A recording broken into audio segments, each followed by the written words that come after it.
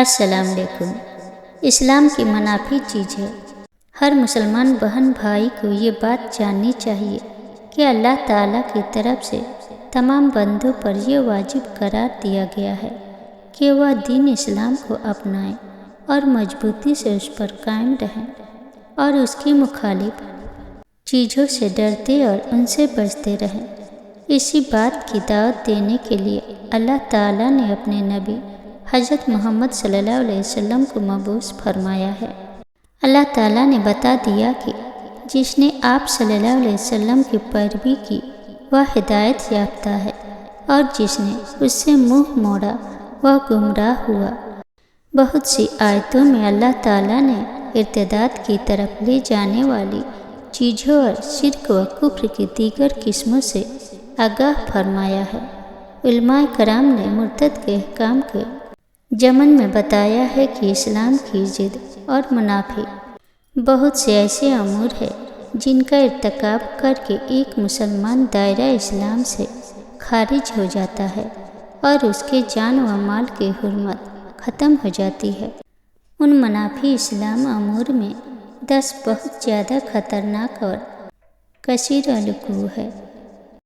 میں یہاں ان کو مختصر معمولی توضیحات کے ساتھ بیان کرتی ہوں تاکہ تم خود بھی ان سے بچتے رہو اور دوسروں کو بھی ان سے ڈراتے رہو۔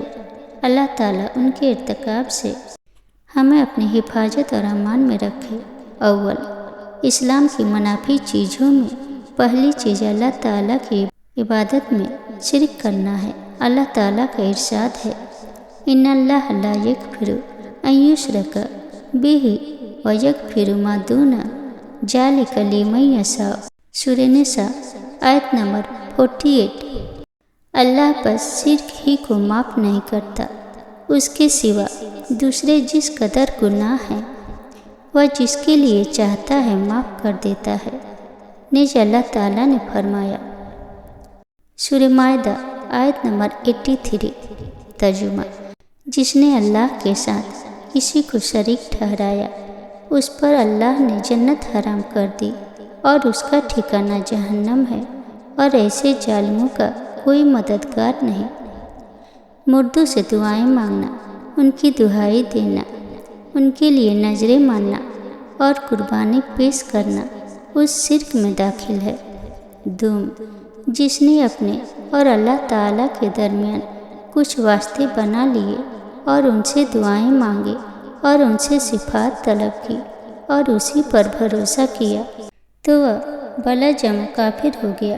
سوم، جس نے مشرکوں کو کافر نہیں سمجھا یا ان کے کافر ہونے میں شک کیا یا ان کے مذہب کو صحیح سمجھا تو وہ شخص کافر ہے۔ چہارم، جس نے یہ سمجھا کہ نبی کریم صلی اللہ علیہ وسلم کے علاوہ کسی اور کا طریقہ زندگی زیادہ مکمل اور جامع ہے، یا یہ عقیدہ رکھا کہ نبی کریم صلی اللہ علیہ وسلم کے طریقہ حکمرانی سے بہتر اور کوئی طریقہ حکمرانی ہے تو وہ کافر ہے۔ مثلا وہ لوگ جو طاغوتی نظام حکومت کا رسول اللہ صلی اللہ علیہ وسلم کے پیش کردہ طریقہ حکمرانی پر ترجیح دیتے ہیں۔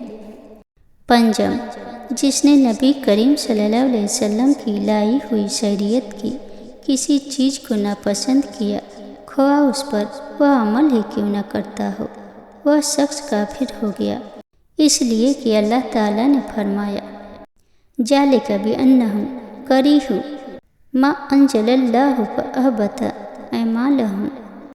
سورہ محمد، کیونکہ انہوں نے اس چیز کو ناپسند کیا جسے اللہ نے نازل کیا ہے، لہذا اللہ نے ان کے اعمال ضائع کر دیے۔ ستم، جس نے رسول اللہ صلی اللہ علیہ وسلم کے دین کی کسی چیز کا یا اس کی جزا و سزا کا مذاق اڑایا، اس نے کفر کا ارتکاب کیا۔ اس کی دلیل اللہ تعالیٰ کا یہ فرمان ہے، سورہ توبہ آیت نمبر 66-65۔ اے نبی، آپ کہہ دیجئے کہ کیا تم لوگ اللہ، اس کی آیتوں اور اس کے رسول کا مذاق اڑایا کرتے تھے؟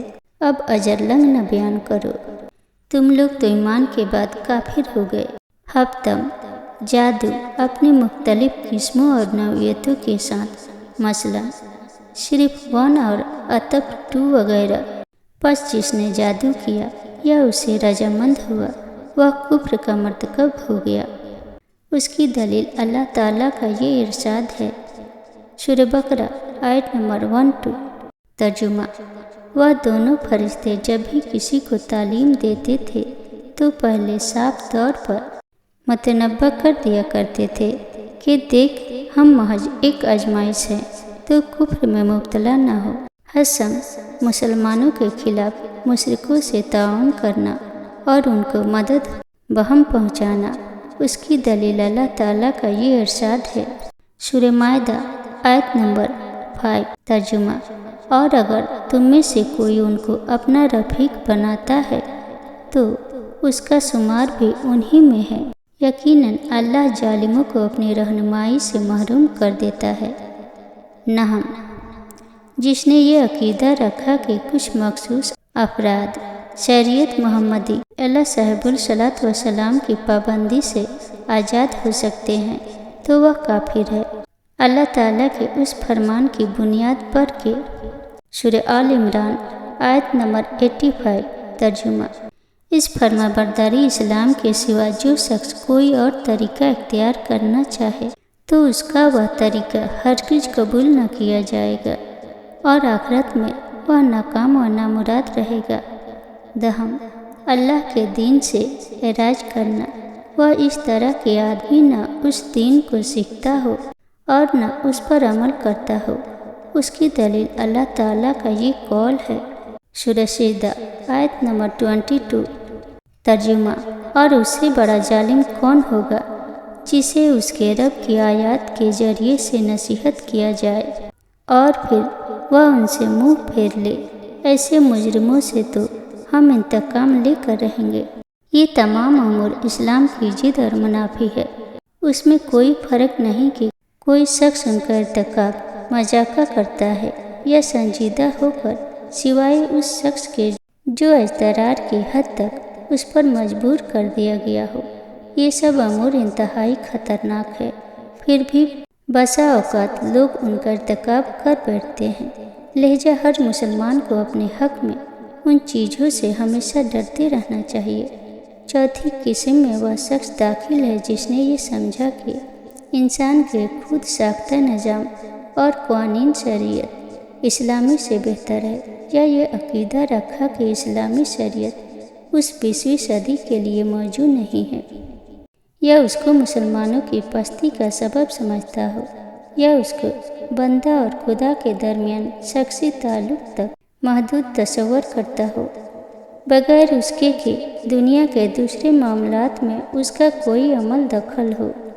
नेज उसी चौथी किस्म में वह भी दाखिल है जिसने ये समझा कि चोर का हाथ काटना और शादीशुदा जिनाकार को संसार करने का खुदाई कानून असर हाजिर के लिए मुनासिब नहीं है, और हर वह शख्स उसमें दाखिल है जिसने ये अक़ीदा रखा कि मामलात और ताजीरात में अल्लाह की शरीयत के अलावा किसी और निज़ाम या कानून के ज़रिए से फ़ैसला करना जायज़ है, अगरचे कि वह ये अक़ीदा न रखता हो कि वह निज़ाम कानून शरीयत से बेहतर है।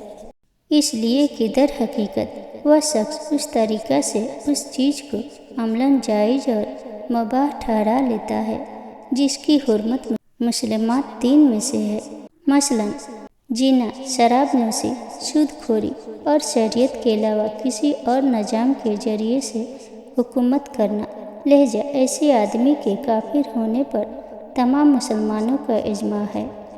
हम अल्लाह से पनाह चाहते हैं ऐसी चीज़ों से जो उसके गजब और उसके दर्दनाक अजाब का सबब बने, और दरूद व सलाम नाजिल हो खैरुल खलाइक अशरफुल अंबिया हज़रत मोहम्मद सल्लल्लाहु अलैहि वसल्लम पर।